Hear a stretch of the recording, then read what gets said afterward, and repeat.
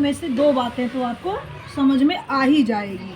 कहते हैं कि भक्ता की चाल निराली केरी विषम मार्ग चलना, मतलब भक्त जो कहता है मेरी चाल तो बहुत अच्छी है, मैं जो चल रहा हूँ मतलब शिव के प्रति जो मैं नमः शिवाय कर रहा हूँ बहुत अच्छी है, लेकिन क्या है ये बहुत कठिन मार्ग है, ये बहुत कठिन मार्ग है। इसलिए कहते हैं कहत कहत न कही परै, कहत जो मनहु विचार, सहत सहत बाढ़े भक्ति ग्रहतन गुरहित डार। अगर हम कहत कहत बहुत कुछ कह डालते हैं, लेकिन हम मन में विचार करें हम क्या कह रहे हैं, क्या हम बोल रहे हैं तो हम कर पा रहे हैं।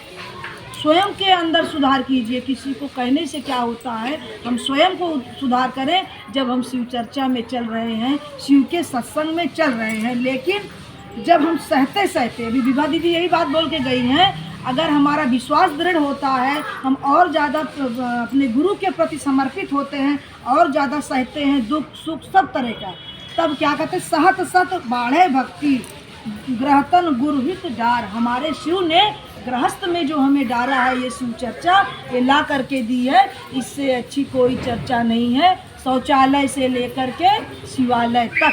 क्योंकि हम भगवान रूप में अगर हम पूजा करते हैं, भक्त रूप में पूजा करते हैं, तो बड़ी परीक्षाएं चलती, भगवान गुरु और क्या कहते हैं सदगुरु में हम अंतर बता रहे हैं। भगवान क्या होता है, हम जैसे जितनी पूजा करते हैं, 1 महीना 2 महीना 10 दिन 5 दिन, हमें उतना ही लाभ मिलेगा।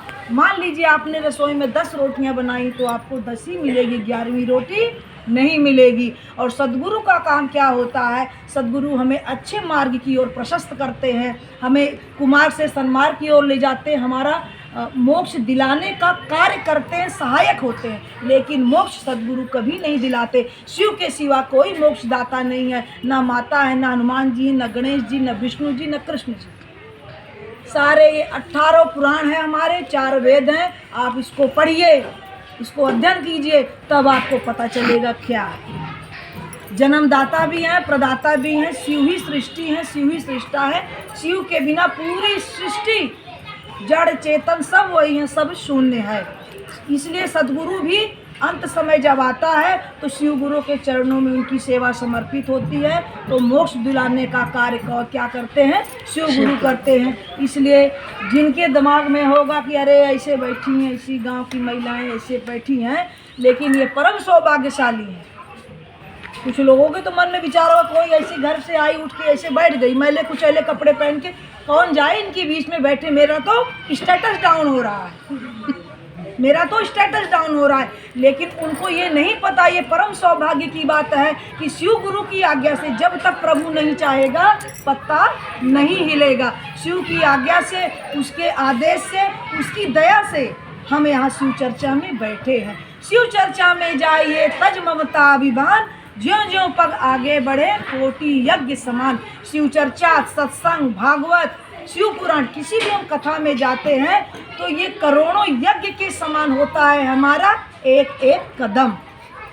इसलिए इसमें जरूर जाना चाहिए। जो जाएगा स्वयं के लिए जाएगा, दूसरों की जय से पहले खुद को जय करो। पहले आप स्वयं को मजबूत कीजिए। हम कहाँ गलती करते हैं, स्वयं को तो मजबूत करते नहीं, दूसरों को उपदेश देने लगते हैं, ये करो वो करो। अरे हम पहले खुद तो करके देखें। बच्चों को स्कूल में प्रार्थना कराई जाती है, हमको मन की शक्ति देना, मन विजय करें, दूसरों की जय से पहले खुद को जय करें। ईश्वर से हम मांगते हैं, ये प्रेयर ऐसे नहीं है। आज तो इंग्लिश में प्रेयर कराने लग गए हैं, पर हमारे हिंदी जो कवियों ने लिखा था, जो रचना हुई है, हमारी हिंदी की जो प्रार्थना है, प्रार्थना मतलब विशेष निवेदन, प्रा मतलब विशेष, अर्थना मीन्स निवेदन, विशेष निवेदन, विशिष्ट निवेदन, खास निवेदन, जो हम परमात्मा से हमारे मन में भाव जुड़ जाता है, आते ही मुंह से बोलने की, जीवा से बोलने की जरूरत नहीं है, वो ईश्वर तक पहुंच जाती है। जरूरी नहीं है हम सर झुकाएं, जरूरी नहीं हम जोर जोर से बोलें। अगर मन में हमारे भाव आ गया, दिल से हमारा भाव जुड़ गया, तो परमात्मा वहीं स्वीकार कर लेते हैं। लेकिन लोगों के मन में संशय होगा, अब ये भी बता देते हैं, पहले जब हम शिव चर्चा में नहीं चलते थे तो हम भी बहुत अज्ञानी थे।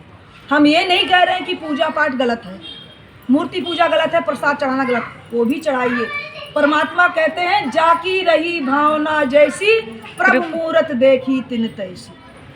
पहले मूर्ति पूजा नहीं थी।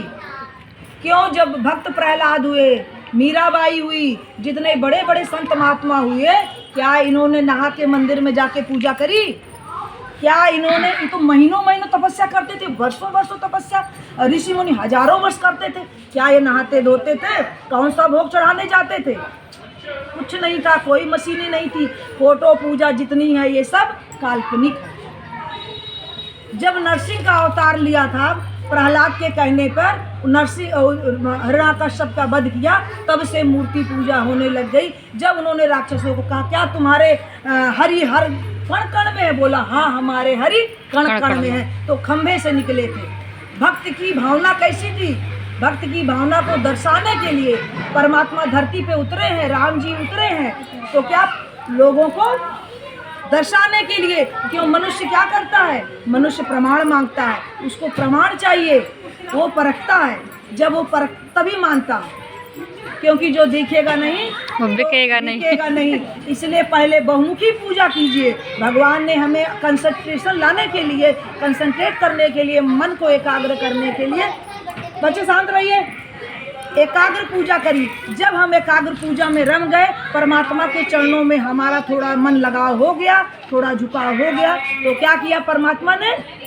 अंतर्मुखी हमें किया। अब हम जो शिव चर्चा में चल रहे हैं, ये हमारी सर्वश्रेष्ठ पूजा है। ये अंतर्मुखी पूजा हुई। नमः शिवाय, नमः शिवाय, ये मानसिक पूजा है। वीडियो को यहीं बंद कर दो, बंद कर दो।